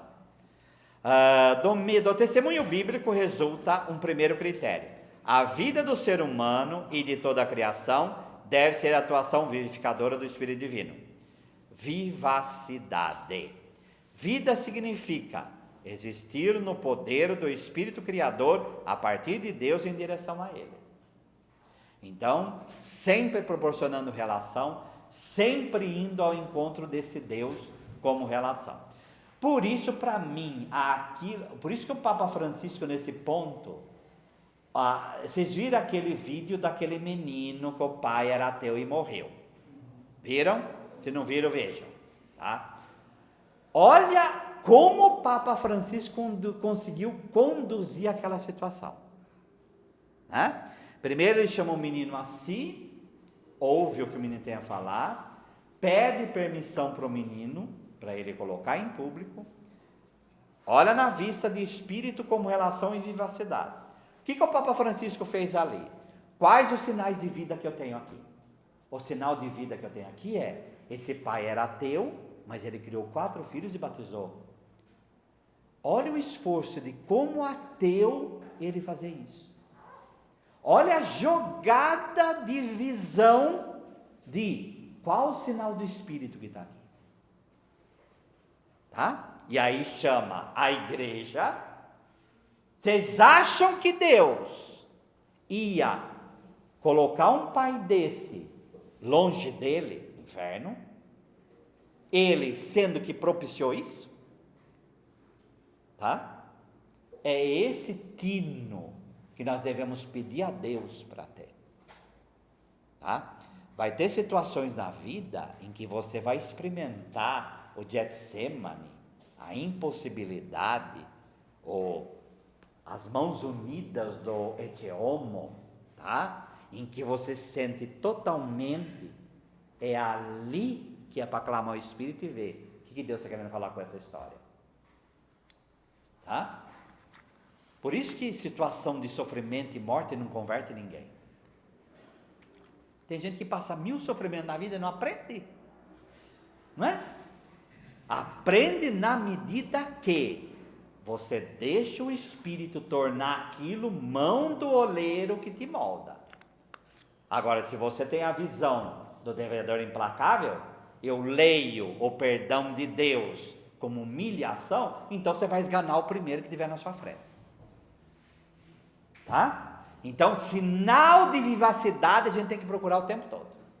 E principalmente nas horas em que a coisa fica escura. Imagine isso em paróquia, que tem hora que a gente não sabe mais nem o que fazer.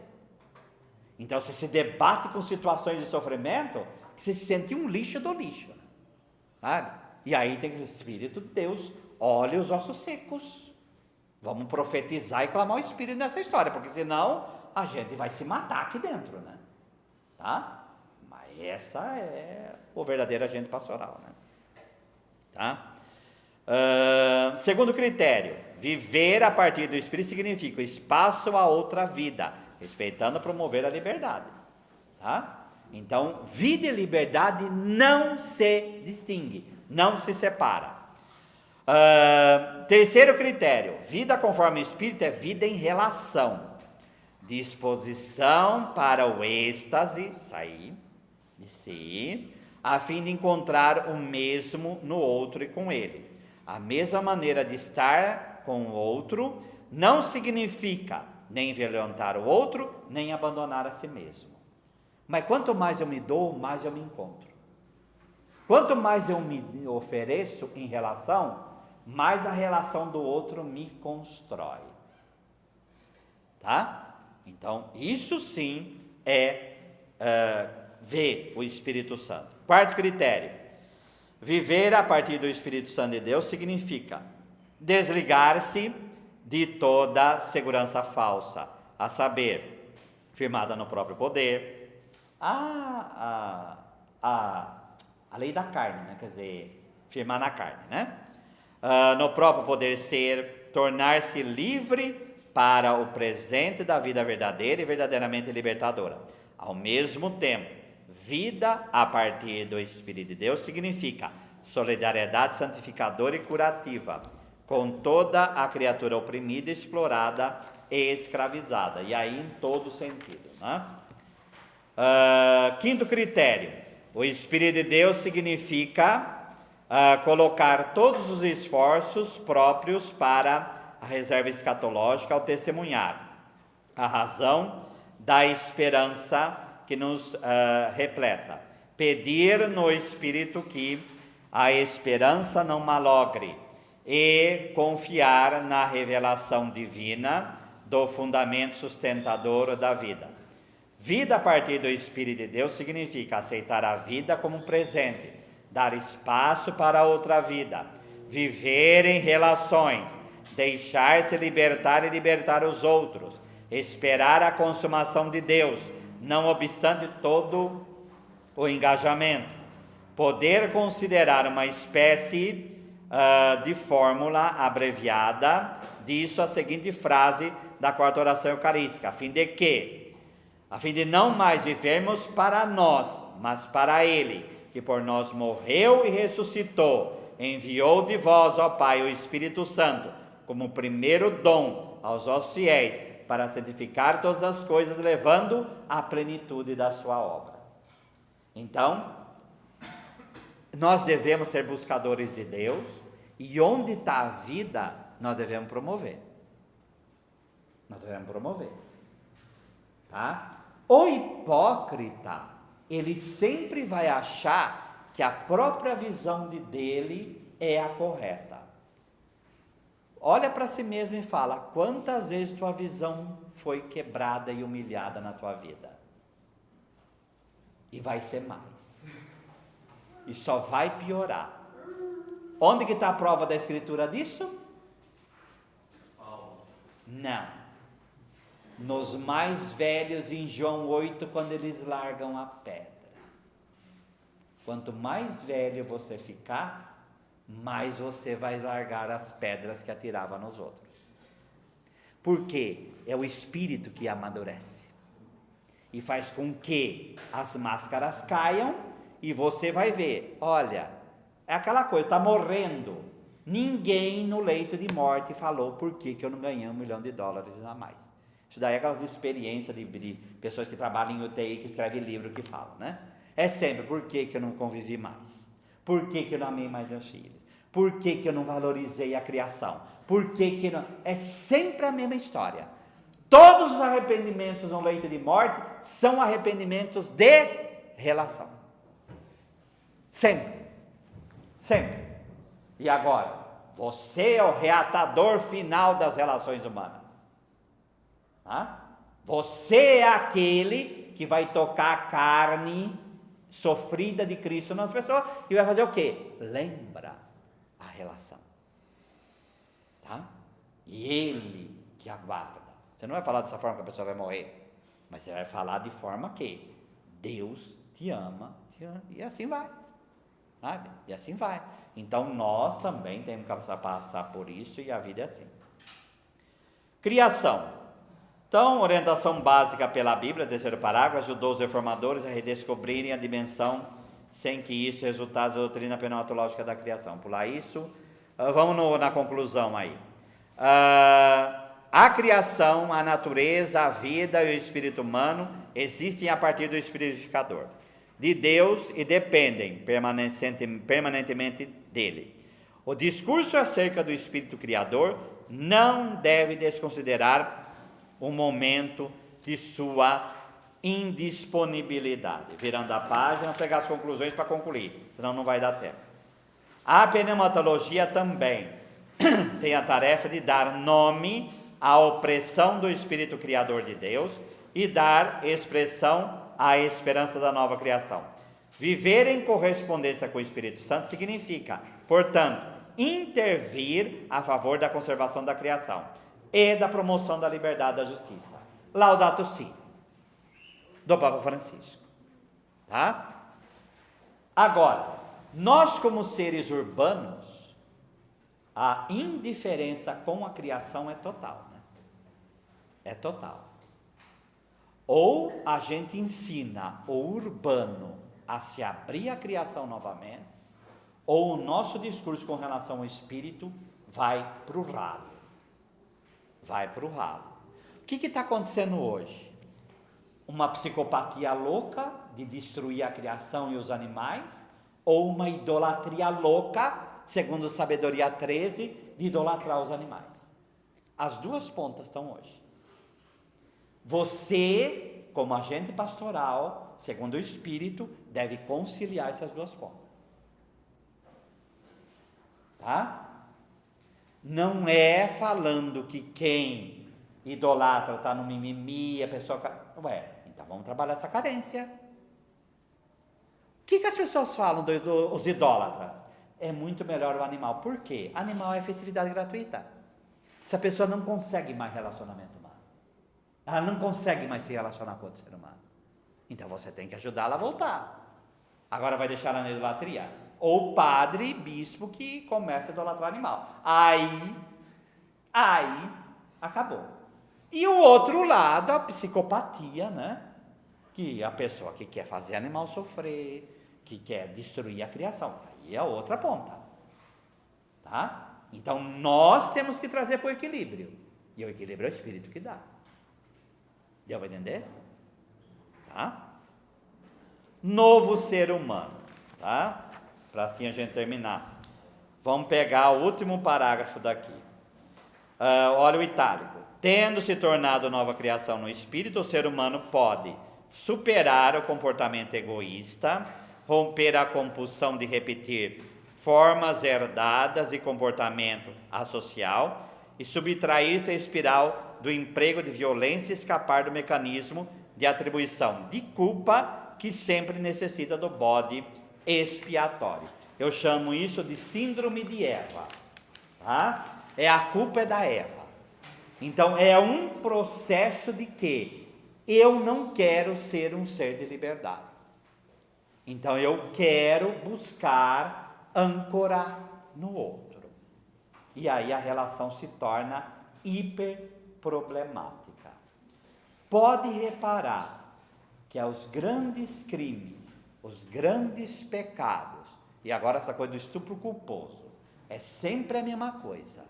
É sempre um processo, o outro que é culpado. Tá?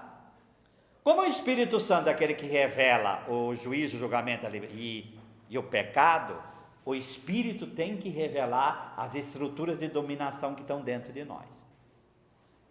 Tá? Senão você vai falar que você é um dominador e você está exercendo autoridade. E você está matando os outros, né? Comunhão da nova vida.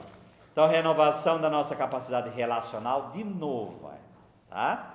Nova comunhão, ele é enfocada agora como uma vez expressamente na medida em que a realização da nova comunhão de vida é ameaçada não só pela recaída de seus membros, como num comportamento contrário ao Espírito, mas também na ambivalência, que é inerente à institucionalização. Mas aqui, que não está aqui, que é hoje, eu estava lendo ontem para preparar a aula do ano que vem, o novo diretório de catequese, né?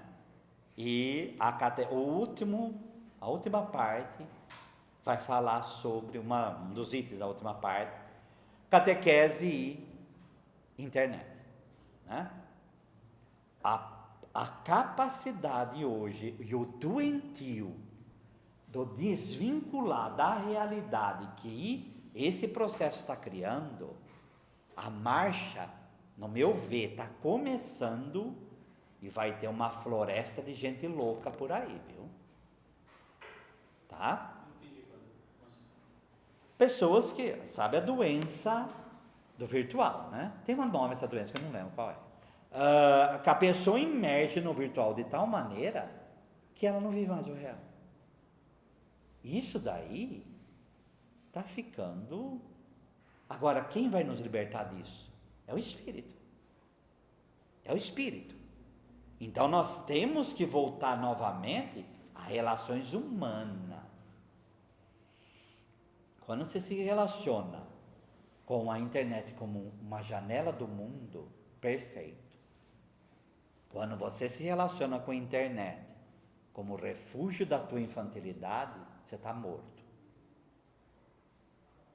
Tá? Então, esse é o prisma que nós estamos vivendo hoje. Tá? O Espírito não pode ser cooptado. A partir da história de Israel e da igreja,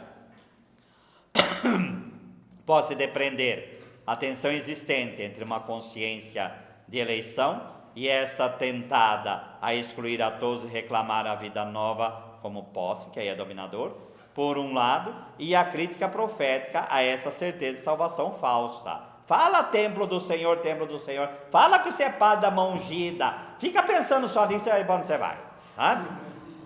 É o Espírito que congrega as pessoas para serem igreja. A pertença à igreja, portanto, deve ser atribuída não a seus próprios méritos, mas à peculiar graça de Cristo, né? Próximo. Quanto as pessoas buscam a Deus, seguem sua consciência e agem de acordo com ela, isto é obra do Espírito, porque está agindo na liberdade, graça divina. Isso não diminui a tarefa missionária, pois a igreja é compelida pelo Espírito Santo para cooperar, para que efetivamente se cumpra o plano de Deus e que constitui Cristo como princípio de salvação de todo mundo. Próxima página, no meio. Carisma e instituição. Nesse ponto é preciso entrelaçar a dimensão pneumatológica com cristológica.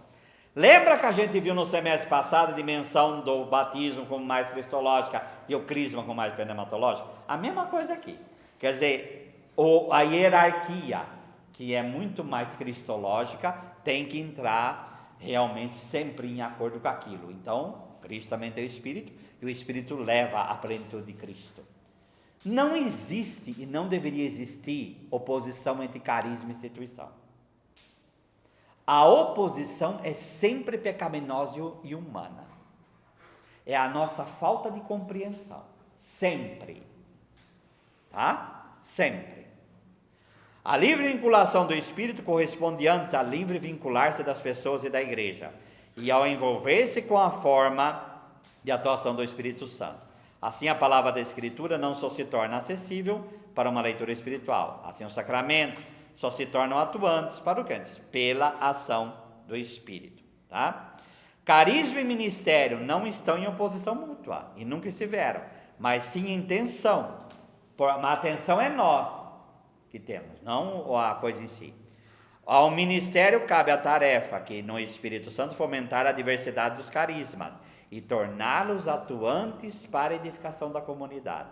O Concílio Vaticano II diz que é necessário que a igreja inteira renove-se incessantemente si mesma sob a ação do Espírito Santo.